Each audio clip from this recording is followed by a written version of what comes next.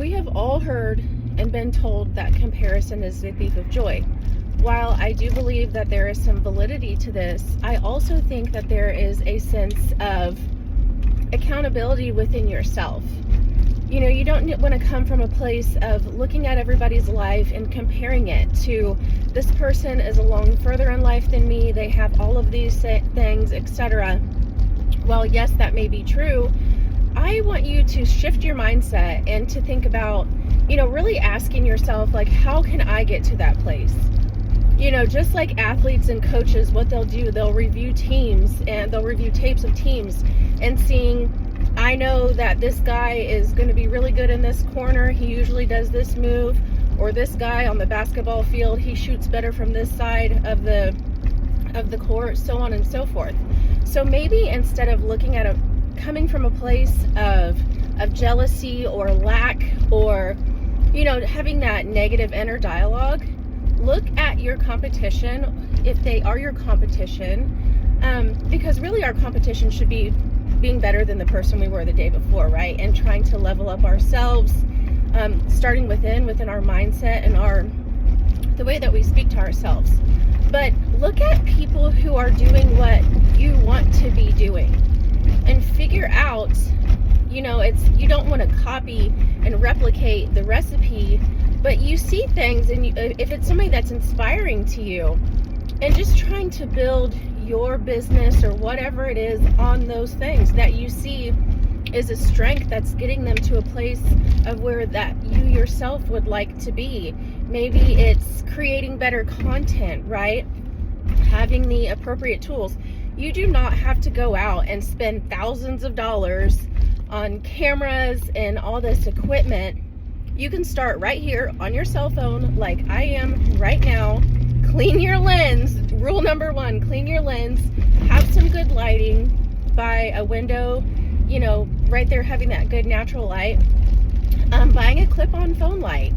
I have that. I don't have it on right now. It's actually really gloomy today. The lighting seems decent. Getting yourself a tripod and just start, right? And then, seeing the delivery of your message or whatever it may be. But just try to do 1% better every single day, and that is going to help you develop the things in life and get to the place where you want to be, instead of putting yourself down for where everybody else is and saying, oh, they must have had it easier than me, or they were born with a silver spoon in their mouth, or whatever it may be. Those are self-limiting beliefs, and they are excuses. Because a lot of people who have been incredibly successful in life, they just put in the work every single day, no matter how hard it was. And it is not about motivation, because you will not always be motivated. But the biggest thing you have to do is you have to be disciplined. And on the days that you don't feel like it, that is when you need to have the most discipline. You have to show up for yourself. I want you to ask yourself right now, would I be okay being exactly where I am right now, a year from now? If that answer is no, it's time to get up and strap on your boots and just go to work. Find people who inspire you, and then make the recipe, cater it, change the recipe to fit who you are. Don't try to mimic other people, because when you don't have a level of authenticity and transparency to you, people are going to pick up on that, because you yourself aren't even comfortable with the way that you're doing things, and you don't feel confident about it. So when you get to that place, when it's about the repetition, and when you start putting in those reps, it becomes second nature, and you just get used to it, and you get better and better and better every single time. So I just want to encourage you to shift your mindset, your self-limiting beliefs.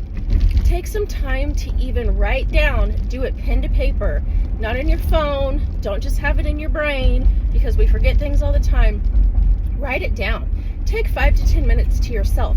Ask yourself these things. What do I look like? What does my future self look like? What are my habits? How is my fitness level? How's my relationship with food? How's my relationship with my significant other, my spouse? How's my relationship with my children? What kind of home am I in? What kind of car am I driving?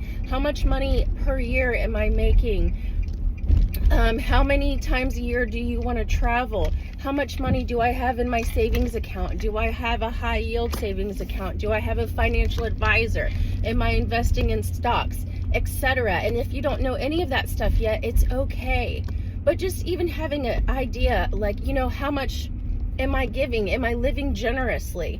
And you don't just give to receive. You give because it's the right thing to do, because it is much more rewarding to give than it is to receive. And it is okay to want to live a comfortable and financially free life. Don't allow anybody to change or make you feel bad about wanting to feel comfortable in life.